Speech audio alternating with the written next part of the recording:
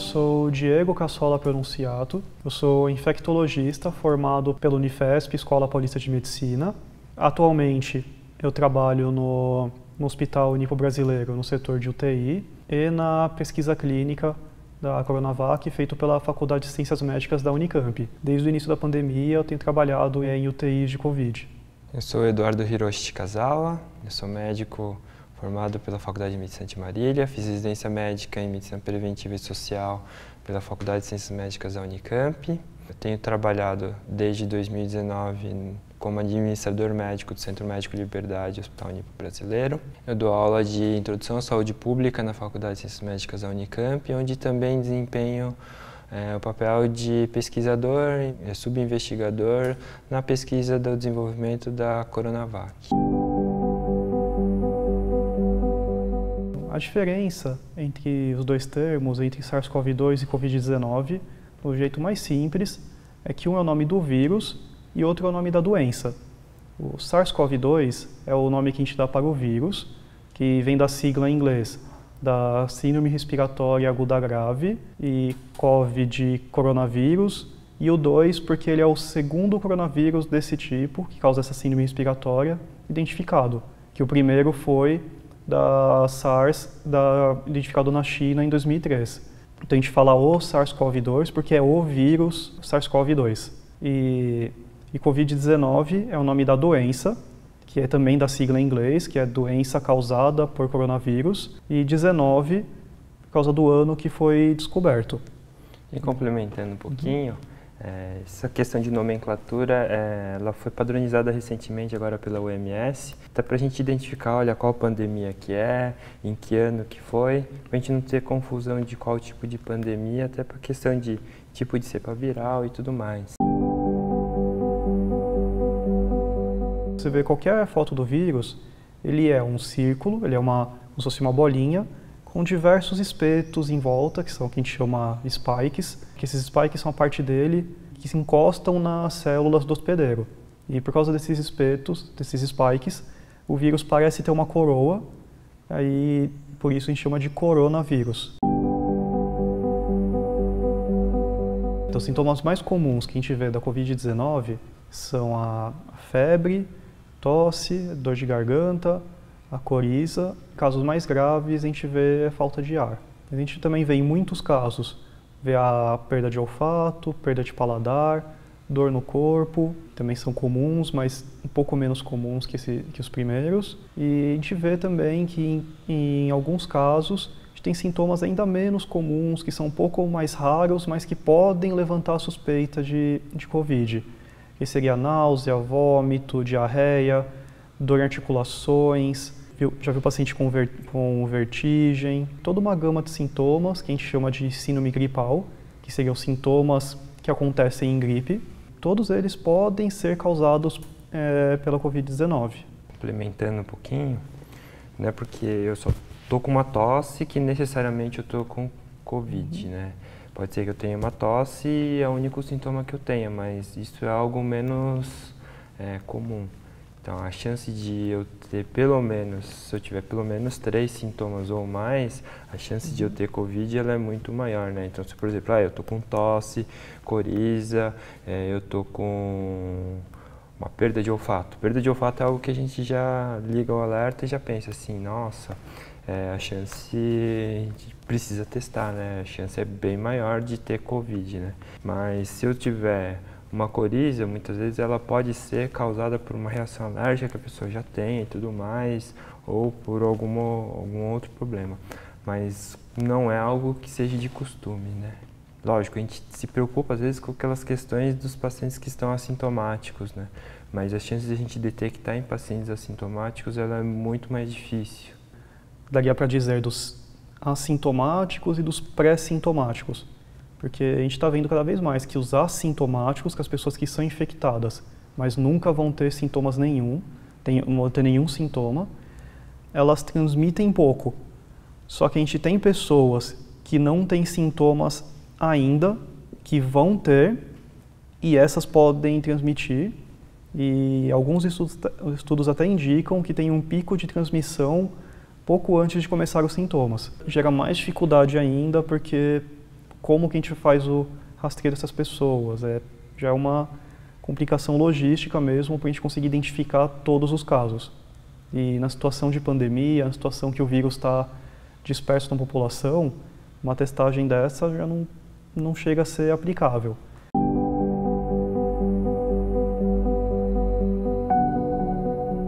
A gente tem pacientes com comorbidades a gente quer dizer outras doenças já pré-existentes, os pacientes tendem a ter os sintomas mais graves.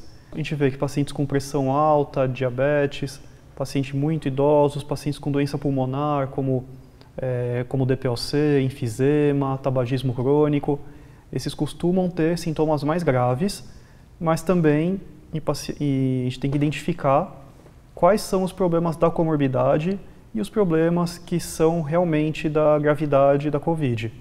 Por exemplo, o paciente que tem asma, o paciente que tem já alguma doença pulmonar, ele vai ter tosse normalmente. Então, assim, o paciente fala que está tendo tosse. Não dá para dizer, a princípio, se é da doença ou se é realmente um caso de COVID.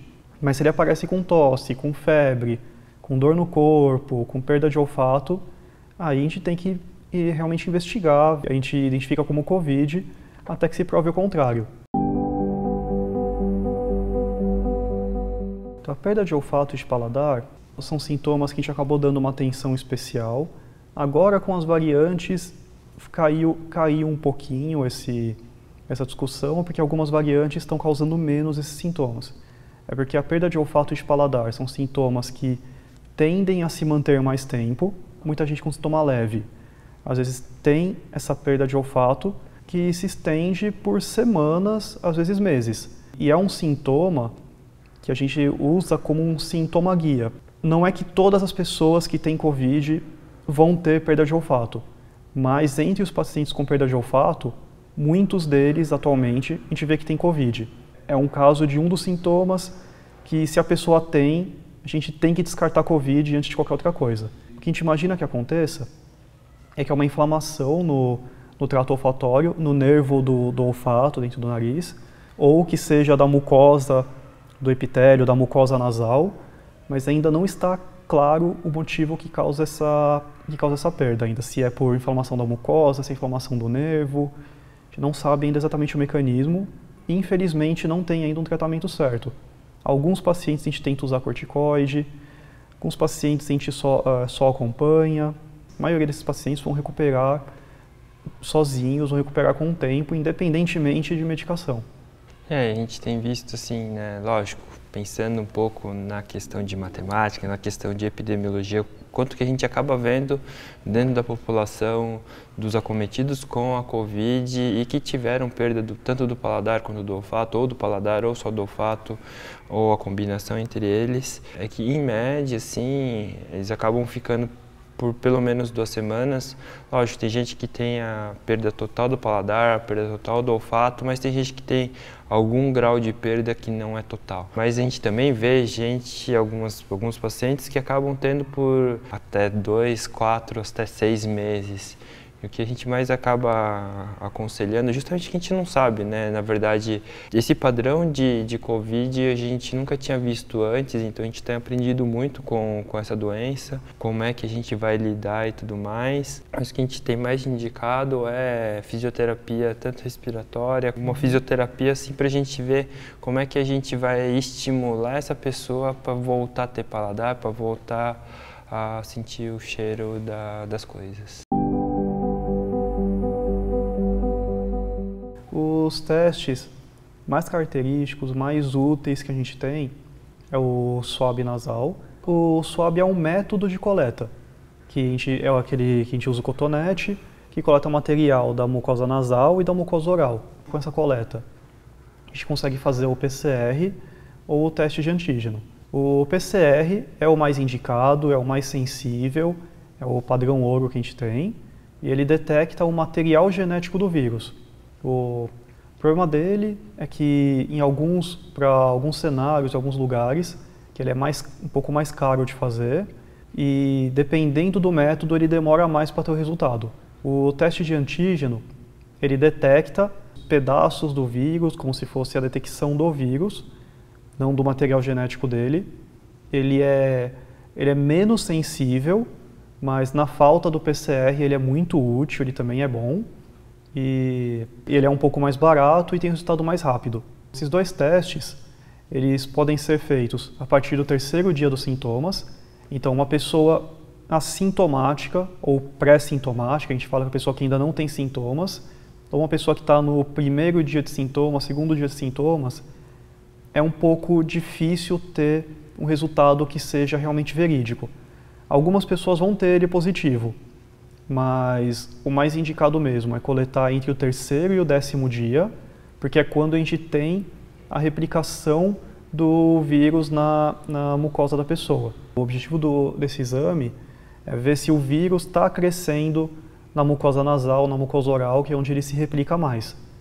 E depois do 10º dia, a sensibilidade dele cai de novo. Tem alguns pacientes que podem ter positivo mais tempo.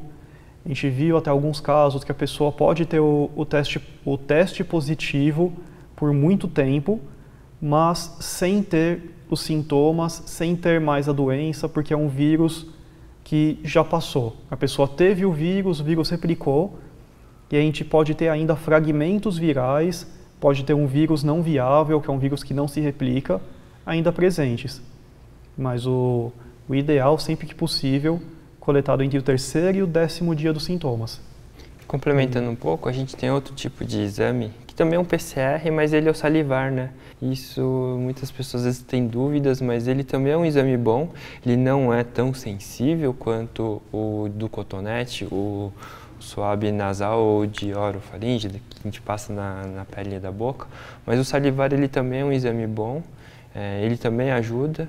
E uma coisa assim sobre os exames como um todo, né? Quando ele vem positivo de fato, olha, a pessoa vai estar com doença, até porque esses exames foram feitos para que, olha, para detectar, então se ele vier positivo, ele de fato vai estar com a doença, né? Agora, quando ele vem negativo, a gente fica naquela, olha, ele pode ser que esteja ou não. Então, isso a gente vai associar, né, à clínica, sim, quais são os sinais e sintomas que essa pessoa está tendo. Então, esse exame diagnóstico, ele vai lá para ajudar a gente, né?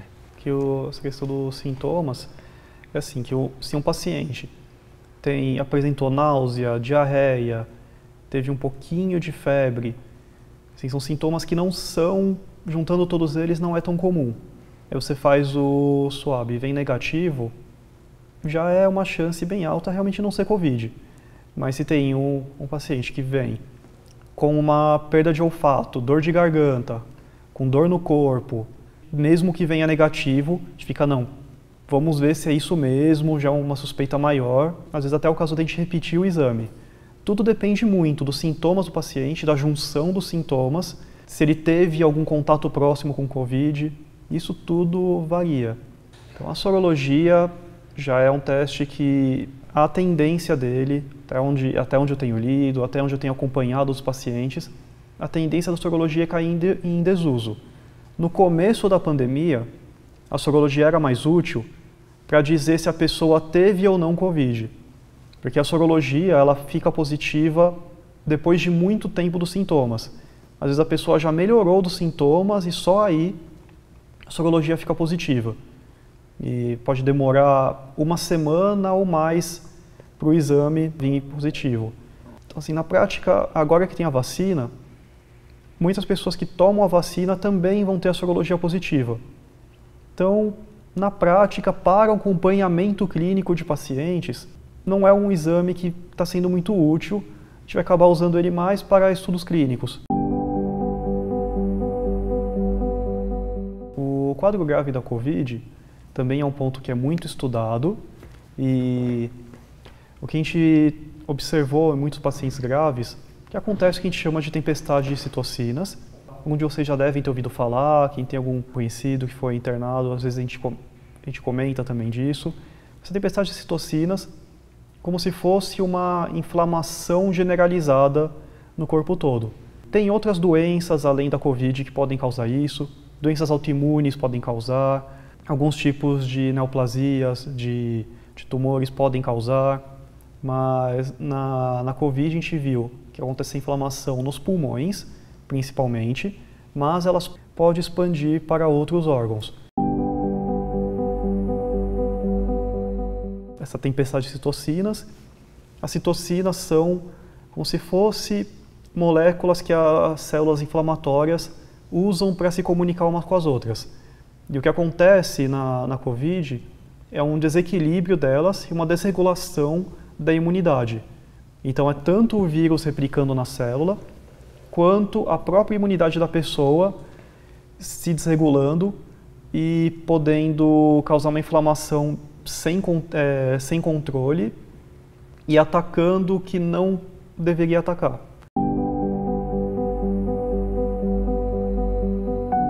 A gente tem muitos e muitos tipos de citocinas, que é por isso que é um dos motivos que num paciente grave é tão complicado a gente ter um alvo específico do tratamento, que só das citocinas a gente pode ter o TNF, interleucina 1, até 1, 2, 3, até 12, e cada um desses tipos estimula uma célula da imunidade diferente, e é uma cadeia muito complexa que a gente não consegue simplesmente desligar ela sem também causar outros problemas. Tanto que um dos tratamentos que para pacientes graves que a gente viu que ajuda é o uso da dexametasona, que é um corticoide, que ele atua como um anti-inflamatório geral, que ele reduz a resposta imune e isso diminui um pouco os sintomas. A gente teve alguns resultados com isso que a gente viu em estudos. E também, a partir dessa tempestade de citocinas e da infecção com a COVID, a gente também tem a presença de infecções secundárias. Então, a pessoa pode ser internada por COVID e depois desenvolver uma pneumonia, desenvolver uma infecção urinária. E a internação em UTI prolongada também predispõe a outras doenças. Os pacientes que estão com uma piora pulmonar muito intensa, a gente acaba precisando fazer intubação, que é como uma forma de manter a oxigenação, manter o pulmão funcionando no estado inflamado dele, no estado prejudicado dele. Mas aí, manter a intubação por muito tempo também aumenta a chance de ter pneumonia hospitalar. O paciente que está internado muito tempo tem chance de ter infecção por bactéria resistente. O paciente que está internado em UTI há muito tempo pode ter perda de massa muscular. Então, não só a COVID, como a internação prolongada, principalmente internação prolongada em UTI, pode levar a outros problemas.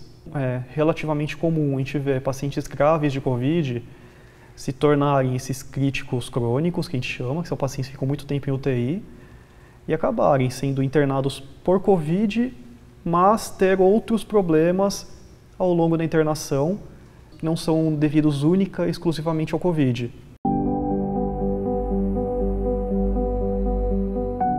Como o pulmão é um dos alvos principais da replicação do vírus, ele também é um dos órgãos mais inflamados e o mais comumente atacado. Então, por isso que os sintomas costumam já começar como sintomas respiratórios, e na internação é um paciente que tem o pulmão muito prejudicado, que a gente vê uma inflamação, às vezes até generalizada no pulmão. O que acontece que por conta da inflamação, a gente tem a formação de líquido dentro da cavidade pulmonar. Então é como se os alvéolos, que o alvéolo é a estrutura celular, a estrutura microscópica do pulmão. São como se fossem saquinhos de ar que o sangue passa por eles para fazer a troca de oxigênio por gás carbônico. Que aí o oxigênio passa para o sangue e o sangue deixa o gás carbônico sair. No COVID, o pulmão inflamado, ele fica um pulmão com muito líquido, que esse líquido vem da inflamação, vem de células inflamatórias, pode ser de células atacadas pelo vírus. Isso impede que essa troca gasosa, a entrada de oxigênio, consiga passar do pulmão para o sangue. E isso que é o principal fator de piora, e isso que leva o paciente a ser entubado, a ter que fazer ventilação mecânica, que o pulmão não consegue mais fazer o trabalho dele, então a gente tenta suplementar como a gente pode. Pode tentar medicações que diminuem a inflamação, que até agora a gente viu que a dexametasona funciona.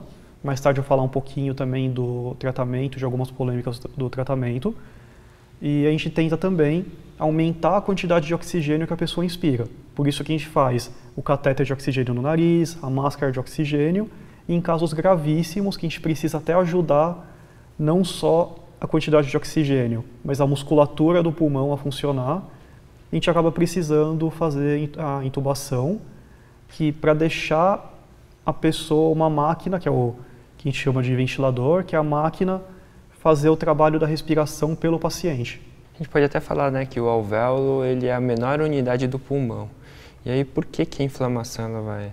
Porque justamente ela vai, não só o acúmulo de líquido, ele vai diminuir. A gente fala que o tecido ou a parte que pode fazer a troca gasosa, mas também a questão de edema, né? E por isso o papel muitas vezes do anti-inflamatório, né? Então o corticoide em doses anti-inflamatórias ele pode ajudar porque ele vai diminuir, ele pode ajudar a diminuir esse edema, pode diminuir a quantidade de formação de líquido na cavidade pulmonar, ou seja, você vai poder ampliar a quantidade de tecido que pode fazer essa troca gasosa, né? Então ele vai facilitar essa troca gasosa entre o ar, o ambiente e o tecido para até chegar dentro da circulação sanguínea. E também a trombose é também uma coisa que pode ocorrer tanto por conta do vírus, tanto por conta dos locais que o vírus gosta de infectar, quanto a tempestade de citocinas que eu falei antes, também pode predispor a trombose. Pensando em tratamento medicamentoso, a gente sabe que tem muitas pesquisas que estão em andamento, mas um tratamento que, olha, seja eficaz, seja específico para a COVID, a gente não tem nenhum medicamento que fala assim, olha, ele é eficaz especificamente para a COVID ou que ele vai tratar de COVID. Então a gente vai tratar hoje da mesma forma que as doenças virais como a gente costuma tratar, ou seja, a gente costuma tratar mais sinais e sintomas ou a gente vai conter os agravamentos da doença. O acompanhamento pós-Covid ele tem que ser feito de maneira individualizada, de acordo com a necessidade de cada paciente. Um paciente que teve Covid grave, foi internado por muito tempo, precisou ser internado em UTI, entubado, ele vai ter toda uma gama de problemas, focado principalmente na reabilitação. Pode ter ficado muito tempo entubado, pode ter tido perda muscular por causa da internação. Então, o acompanhamento desse paciente vai envolver não só o médico, mas também fisioterapia, tanto respiratória quanto motora, pode envolver terapia ocupacional para a retomada das atividades diárias, se ele tiver alguma deficiência, acaba envolvendo também, pode envolver também a equipe de saúde mental e até dentro do acompanhamento médico pode envolver mais de uma especialidade. Não só clínico geral, não só pneumologista, não só psiquiatra, pode envolver várias especialidades. O paciente com caso leve de COVID, o acompanhamento pós-Covid ainda é também muito debatido, até o quanto a síndrome pós-Covid é uma doença e o quanto é só o período de recuperação de uma infecção. Que a gente tem algumas infecções que realmente tem um período de convalescência, um período de recuperação mais estendido. Mas nesses pacientes, também individualizado, alguns pacientes, alguns que eu já atendi inclusive, apresentam um cansaço maior que dificulta a atividade física, alguns apresentam uma fadiga aumentada, só que a gente já entra até em outra questão de onde está vindo esse sintoma. Se o paciente tem uma hipervigilância, ou seja, ele começa a perceber mais coisas e acaba percebendo que não é sintoma como sintoma, e também por conta de toda a situação que a gente está vivendo, de pandemia, de isolamento social, a pessoa pode ter essa sensação de cansaço por conta até de sedentarismo, pode ter fadiga. A fadiga pode ser causada também por alterações psicológicas, porque depressão, ansiedade também podem causar fadiga. Então, assim, é um acompanhamento que como eu falei, é complicado de fazer e é individualizado. Não existe uma fórmula para você aplicar para todos os pacientes. E também envolve mais de uma especialidade médica e às vezes mais de um profissional de saúde. Agora que a gente tem visto uma queda da taxa de ocupação das UTIs e até mesmo da ocupação das enfermarias dentro de boa parte dos hospitais, de forma geral aqui no Brasil, nossa preocupação maior hoje é de fato, né, com o pós-Covid, né, principalmente dessas pessoas que necessitaram de internação tanto em UTI quanto em enfermaria, e como é que a gente vai reabilitar.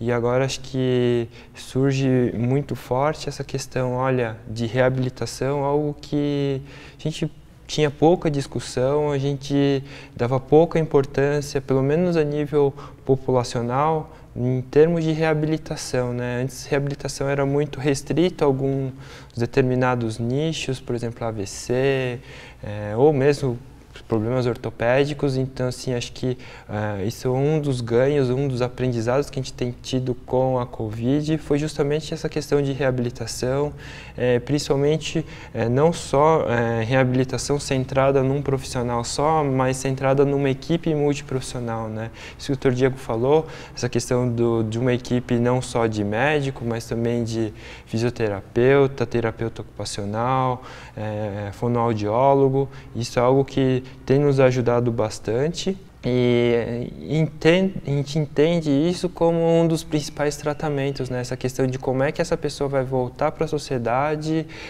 bem, e como é que essa pessoa ela vai voltar com o mínimo de repercussão pós a doença, né? Essa questão de prevenção, a gente não vai reinventar a roda, mas a gente vai manter principalmente as medidas de precaução, né? Então, o uso da máscara ela é essencial ainda hoje, até por isso que dentro do Brasil a gente manteve o uso da máscara, mesmo tendo uma população grande vacinada, mesmo tendo uma quantidade significativa de pessoas com a segunda dose da vacina, a gente ainda manteve o uso da máscara. A higienização das mãos é algo que é de extrema importância. Desde o século XVIII a gente tem visto que ela previne doenças infecto-contagiosas. A gente fala muito de álcool gel. O álcool gel é super importante, mas na ausência de uma pia com água e sabão. A pia com água e sabão ela é essencial, ela acho que é o principal meio de a gente conseguir evitar a transmissão de doenças infecto-contagiosas, manter o distanciamento social. E a máscara você usa não só para se proteger, mas como forma de proteger o outro. Porque o uso da máscara não é porque o vírus realmente tem... A gente fala, mas o vírus é muito pequeno, ele passa pela máscara. Realmente, o vírus é pequeno, só que ele nunca sai sozinho. Ele sempre pega carona numa gotícula de saliva, e é muito raro o vírus ficar no ar sozinho. Isso acontece só nos pacientes que estão em procedimento médico, que estão entubados, pacientes dentro de hospital. Então, a ideia da máscara é prender a gotícula de saliva, que isso não deixa o vírus ser transmitido. E essa questão da vacinação e o isolamento, é que a gente teve casos de cidades, de regiões que fizeram abertura, depois precisou voltar, que também isso é uma outra característica de uma pandemia. Que a pandemia, o problema é que ela vai e volta. Ela pode ter uma redução de casos no lugar, e depois ela poder ser reintroduzida novamente. E às vezes até reintroduzida com uma variante viral, que a gente vai falar um pouco mais daqui a pouco.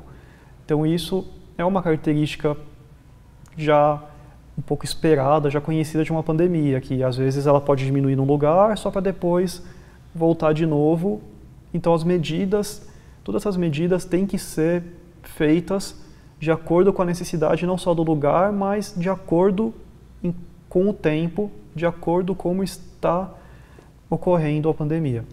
Até para exemplificar um pouquinho, né, a gente pode pegar o exemplo dos Estados Unidos, que recentemente eles tiveram, com o avanço da vacinação, eles liberaram o uso da máscara em uso público em alguns estados. E nesses estados a gente viu que, em paralelo, veio o avanço de uma das variantes, e com isso eles chegaram até fechar de novo, voltar ao lockdown de algumas cidades, de alguns estados. Isso porque assim, eles tinham chegado a 50% de vacinação da primeira dose.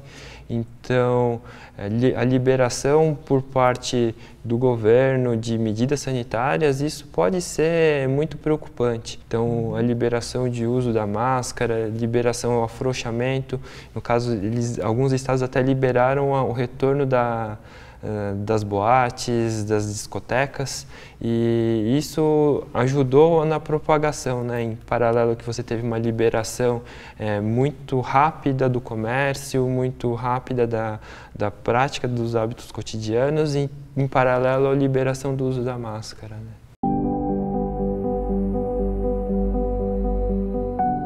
Aprofundando um pouco em vacinação, algo que é tema até do nosso estudo, né? A gente sabe que cada dia está sendo desenvolvido, está sendo pesquisado um novo tipo de vacina.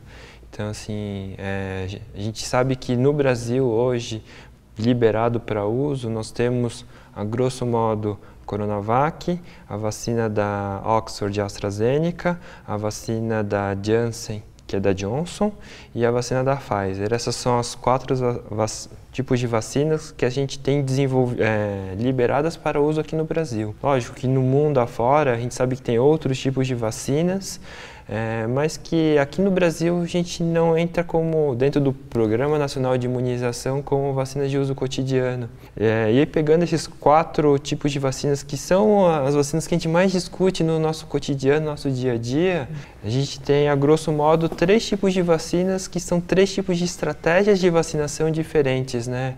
A vacina da Coronavac, que é um vírus inativado, ou seja, é um vírus que ele não se replica em corpo humano.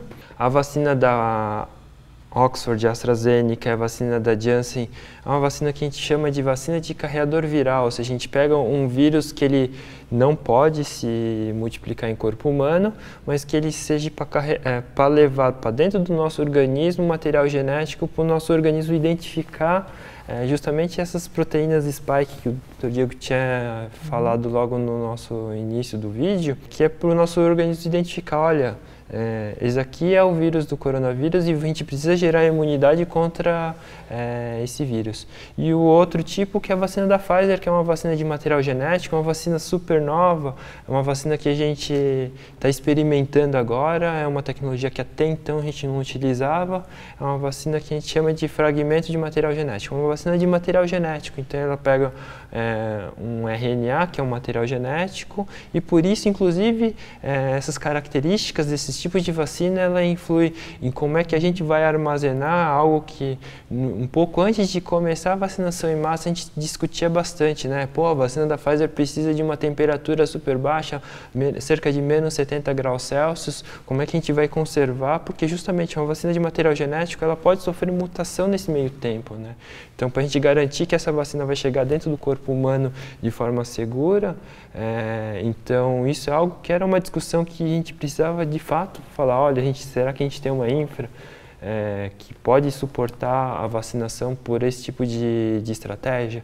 Então, assim, a grosso modo, assim, a gente vai falando de estratégias de como é que a gente vai imunizar a população, né? Só comentando um pouquinho da vacina de RNA, esse material genético, ele não é incluso no material humano, ele não gruda na nossa célula. É um pedacinho do RNA do vírus, que é exatamente o pedacinho que cria essa proteína spike, porque o objetivo de todas as vacinas é criar imunidade, anticorpo contra esse spike, contra a coroinha do vírus. Então a vacina de RNA ela é só informação para criar esse spike, e ela não entra no núcleo da célula, ela não entra no nosso DNA. Tanto que o problema da temperatura, não só dele ter mutação, é o problema dele ser degradado. Que a tendência é, depois que esse RNA é usado pelo nosso corpo, ele é degradado como todos os outros RNAs que a gente produz todos os dias. Então não é uma preocupação causar mutações por causa da vacina. O problema que agora a gente viu que não é mais o problema é se a vacina é realmente efetiva, se isso realmente funcionava. Porque é uma tecnologia nova de vacinas de uso populacional tão grande. Eu acho que até onde eu saiba, ela é a primeira com essa tecnologia de RNA mensageiro. A gente costuma estabelecer metas, né? Para todas as vacinas dentro do Brasil, dentro do Plano Nacional de Imunização, a gente fala em meta vacinal, meta de cobertura vacinal.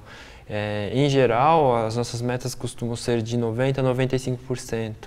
E aí, um grande apelo que a gente faz, né? Para as pessoas irem vacinar, não só vacinar a primeira dose, quando a vacina é de 2 doses, mas também vacinar pela segunda, a dose de reforço, que é a segunda dose, e se já está contemplado para a terceira dose, dentro dos critérios, ir vacinar e fazer a dose de reforço, independente do tipo de vacina, porque justamente como a gente tinha falado anteriormente, né, é uma vacina que foi liberada pela Anvisa. Então, é uma vacina que é segura, é uma vacina que vai ajudar a nos proteger. Isso que a gente pode ver bem claro são os estudos que foram feitos em algumas cidades que foram vacinadas a população toda, ou em alguns hospitais, alguns serviços, tal como o HC aqui em São Paulo fez um estudo entre a sua população de funcionários.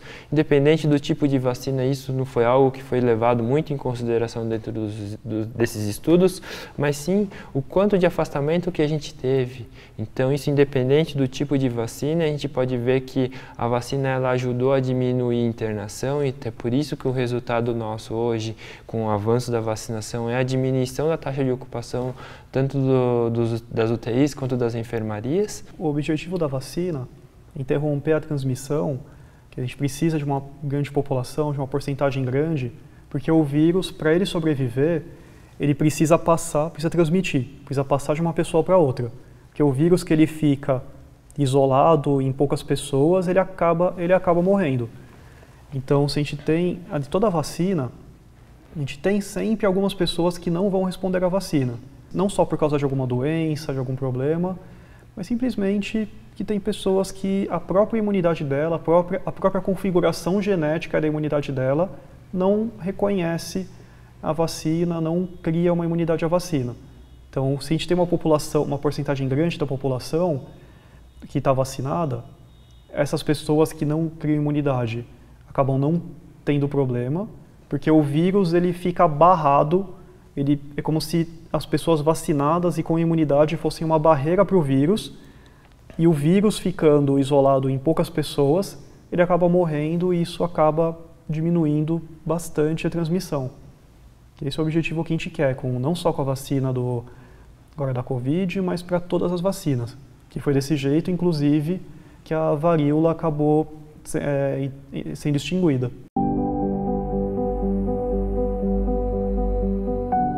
Então, agora entrando já na questão das variantes, uma variante do vírus, a definição técnica, é que é um vírus que tem uma diferença no genoma na parte que cria o spike, que cria a coroa do vírus. Falando assim num termo mais simples, pode-se dizer que uma variante é um vírus que tem a coroa, que tem aquele spike que junta a nossa célula, que é diferente, que tem características diferentes das outras linhagens do vírus, que é diferente da população normal do vírus. Essas variantes, com o tempo, uma variante pode gerar outra, uma variante pode ser uma mudança do spike, que não cria nenhuma alteração da gravidade do vírus ou da transmissão, mas eventualmente pode ser criada outra que transmite mais, como a gente viu com a variante Delta, que ela tem uma transmissão maior, mas aparentemente não tem uma doença mais grave e ela não é resistente à vacina. A gente vê que a resistência vacinal continua mesmo com as vacinas que a gente já tem disponíveis. Que é outra importância também do reforço da vacina, porque é uma tendência para algumas vacinas, que as vacinas atuais, a gente não teve nem ainda tempo para avaliar isso, se a imunidade ela é contínua, se ela dura a vida toda, ou em quanto tempo ela começa a cair. E por isso que a gente acaba usando a dose de reforço para evitar tanto uma nova transmissão do vírus, quanto para evitar a presença de novas variantes. Que foi isso que acabou acontecendo em Israel, que eles tiveram uma cobertura vacinal muito boa, mas aí eles tiveram agora de novo uma transmissão da variante Delta, e por isso eles decidiram pela dose de reforço. essa tentativa de aumentar a imunidade, de aumentar a taxa de anticorpo, a taxa de imunidade para conter a variante Delta. Isso até foi um apelo da OMS, do porquê que os outros países com taxas de vacinação, de cobertura vacinal baixa, eles têm que ser priorizados justamente para a gente conter essa questão de novas variantes. Mas por que conter novas variantes? Porque, na verdade, o que o Dr. Diego falou um pouco, todo material genético ele é sujeito à mutação. Se a gente vai ter mutação, quanto mais a gente transmite a doença, mais mutação ele vai carregar junto. E aí isso vai se expressar nessas espículas que são as proteínas spikes, e isso pode mudar com o tempo um pouco de como é que é esse vírus, né? Então, por que os Estados Unidos eles estão fazendo doações maciças de vacinas? Justamente para melhorar a cobertura vacinal de alguns países com baixas coberturas, para, eventualmente, no futuro, a gente diminuir, a gente conter essa quantidade de variantes que estão se proliferando. A gente vai falar assim, olha, da variante Delta ou de outras variantes, na verdade a mudança foi um pouquinho maior do que as mutações do dia a dia, né? Então, isso característica, às vezes, a gente pode ter algumas mudanças, por mais que sutis, na configuração da própria Covid, né? Então, é uma Covid um pouquinho diferente. E aí, isso vai se expressar na gente, na doença, numa condição clínica diferente, né? Algum sinal e sintoma um pouquinho diferente, né? Então, a gente viu os sintomas, começando do mais leve, a gente viu que a vacina da Pfizer pode causar, além dos sintomas locais de inflamação no local da aplicação, a vacina da Pfizer esteve relacionada com alguns casos de miocardite, que é uma inflamação do coração, mas todos os casos que foram identificados não tiveram sequelas, não tiveram pioras na qualidade de vida da pessoa. Coronavac esteve relacionada a sintomas pós-vacinação, de dor no corpo, de dor de cabeça, de ter, além dos locais também de dor no local da aplicação, que isso é comum a todas as vacinas. Também não foi observado uma piora, uma sequela na vida da pessoa. E o evento adverso mais grave identificado até o momento foi as vacinas de carreadores virais, da AstraZeneca e da Janssen, que foi observado trombose, tanto trombose de veia porta quanto trombose encefálica, que vista principalmente em mulheres mais jovens, da faixa dos 30 a 40 anos, e também mulheres gestantes, que a gente teve até alguns poucos casos teve até alguns casos de óbito. Só que essa trombose, ela é muito complicada de avaliar, foram assim, pouquíssimos casos que ocorreram, só que a Covid-19 por si só já causa trombose.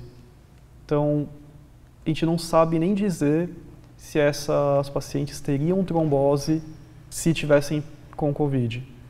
Aí nesse ponto, mas com esses casos já foi o suficiente para ter uma recomendação de evitar em mulheres gestantes as vacinas de carreadores virais, mas ainda mantém o uso da vacina para todas as outras populações. Então, o número de pessoas que apresentaram trombose com a vacina ainda é muito menor do que as pessoas que apresentaram trombose por decorrência da Covid-19. Lógico, a gente sabe que as vacinas podem ter um efeito adverso, né? E justamente por isso que é a importância das pesquisas antes de liberar para uso populacional, para a gente até garantir alguma segurança e até a própria imunidade, né? Então, a gente sabe que as vacinas elas vêm mais para ajudar do que para prejudicar a pessoa, né? Então, a gente pensando populacionalmente, a gente viu que a vacina ela foi muito mais efetiva, ela ajudou muito mais a população do que prejudicou, inclusive em termos de cuidado, né? Como é que a gente vai cuidar melhor das pessoas, como é que a gente vai proteger melhor as pessoas, né? Sabendo que é uma estratégia de imunização, então a gente vai ver que os efeitos adversos, elas no final, elas são menores do que se a pessoa tivesse pegado a doença. Então isso é algo, pra gente é de muito valor, né?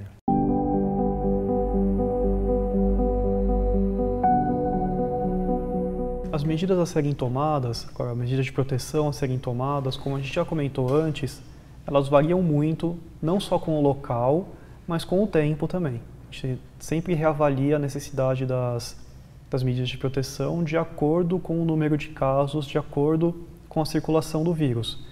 Agora que a gente está tendo, a tendência é ter uma flexibilização dessas medidas, o que ainda vale a pena fazer é evitar indo eventos que tenham muita aglomeração, evitar circular por áreas de grande aglomeração de pessoas. O uso de máscara em locais públicos ainda é recomendado, ainda é uma medida muito útil para a gente continuar mantendo. Dentro de casa, apenas pessoas com Covid confirmado que devem se manter isoladas, que a gente mantém, mesmo dentro de casa, mantém isolado quem tem Covid-19, saindo o mínimo possível para a rua, saindo o mínimo possível para locais públicos. É claro, né, acho que os sinais de alerta, né, os principais sinais e sintomas da Covid, então pensando em dor de cabeça, febre, tosse, coriza, o nariz está escorrendo, então é algo que a gente entra como um sinal de alerta. Lógico, seguir as recomendações, né, então se a pessoa tem o diagnóstico confirmado, manter-se em isolamento. A gente sabe que tem algumas pessoas que não seguem, não respeitam esse isolamento, mas isso é algo muito importante, seguir essas recomendações de isolamento, em sinais de gravidade, procurar o serviço de saúde, às vezes é um caso de internação, então seguir essas recomendações. E se for, eventualmente, olha, não, eu preciso de fato ir para um local onde possivelmente pode ter uma aglomeração, manter as medidas de higiene, né? Como o Dr. Diego falou. Olha, eu vou precisar ir para um evento, minha empresa fala, olha, existe a necessidade da sua presença nesse evento, a gente está num momento de que já estão programados novos eventos, então o uso da máscara, a lavagem de mãos, isso é algo fundamental nesse momento, né? Em momento algum tirar máscara, a gente sabe que tem eventos de aglomeração em que as pessoas estão deixando de fazer o uso das máscaras, mas ainda dentro do possível, olha, vamos manter o uso das máscaras. A gente sabe que a máscara ela incomoda, ela é algo que pode incomodar, algo que a gente fica desconfortável, mas a gente ainda precisa manter essas medidas de precaução. A gente sabe que a gente está passando por um momento complicado, mas o que a gente vê pela história, né? A história conta. A gente passou pela pandemia de H1N1, pela gripe espanhola lá no início do século XX. A gente passou por outra epidemia de H1N1. Nesse meio tempo a gente teve a primeira SARS lá em 2003. A gente teve a MERS, lógico que aqui no Brasil a gente não foi atingido, mas a gente escutou em noticiários, são momentos, são fases, então teoricamente a gente pode falar que tem momento para começar, momento para terminar. A gente não sabe quando é que vai terminar, mas a gente sabe que no momento ela vai terminar e a gente tem visto melhora em indicadores. A gente vê melhoras em números, a gente vê isso com muito otimismo. Em paralelo, a gente sabe que boa parte do cuidado, não dá para dizer todos, mas quase a maioria dos cuidados, eles são personalizados, são feitos para aquele indivíduo. E por isso que às vezes a gente fica procurando no Google, na internet, quais são os principais sinais e sintomas. Às vezes pessoas que não são da área da saúde fazendo vídeos no YouTube, vídeos que viralizam via WhatsApp, informações que não são precisas, isso preocupa bastante. Mas seguir as recomendações, a gente sabe que, olha, se a gente fizer o que a gente chama, né, de arroz com feijão, que é o básico, que é preconizado, isso são medidas que nos ajudam a abreviar esse período que é um período tão crítico, né? Mas que em breve esse período a gente vai passar por esse período e a gente vai voltar a uma normalidade, né? E a gente tem apresentado, considerando desde o começo da pandemia até agora, a gente tem visto que a ocupação em UTI tem diminuído. Desde o começo da pandemia eu tenho trabalhado em UTIs e a tendência realmente está sendo, é visível que estamos ocupando cada vez menos leitos de UTI por causa de Covid. No próprio Unipo, a gente tinha, além da UTI geral, que foi convertida em UTI Covid, a gente tinha ainda outras UTIs de apoio que estavam sendo usadas para paciente Covid e atualmente está sobrando leitos na UTI Covid. Então a gente está realmente vendo uma melhora. Claro, a gente tem alguns problemas ainda do sistema de saúde na cidade, a gente tem algumas falhas, mas a gente está vendo que está realmente melhorando e isso vai terminar. A gente ainda não sabe como ou quando a pandemia da Covid-19 vai terminar, se a gente vai conseguir o sonho que seria de eliminar o vírus, ou de pelo menos ter uma convivência com o vírus que não seja mais letal, que se torne mais inofensivo, que nem como o H1N1, que o H1N1 é um vírus que, sinceramente, ele ainda está circulando, infelizmente ainda causa alguns óbitos, alguns casos graves. A gente vê que é um vírus que é muito mais manejável do que está atualmente.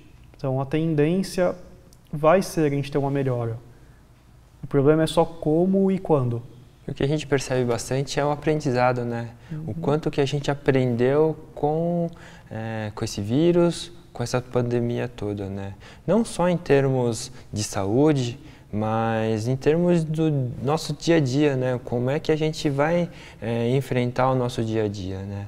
Então, a gente, com esse distanciamento, a gente teve que fazer muitas adaptações, a gente aprendeu a trabalhar em casa, né? Então, home office, não vou dizer para todos, mas para muita gente foi um aprendizado, como é que a gente vai fazer essa flexibilização em tempo de horário de trabalho presencial, tempo de trabalho à distância, trabalho remoto, mas também pela gente que é profissional de saúde, né? Como é que a gente vai manejar com a doença, como é que é lidar com uma pandemia como essa, que é algo que a gente nunca tinha lidado anteriormente nessa proporção, né? Pelo menos no tempo recente, né?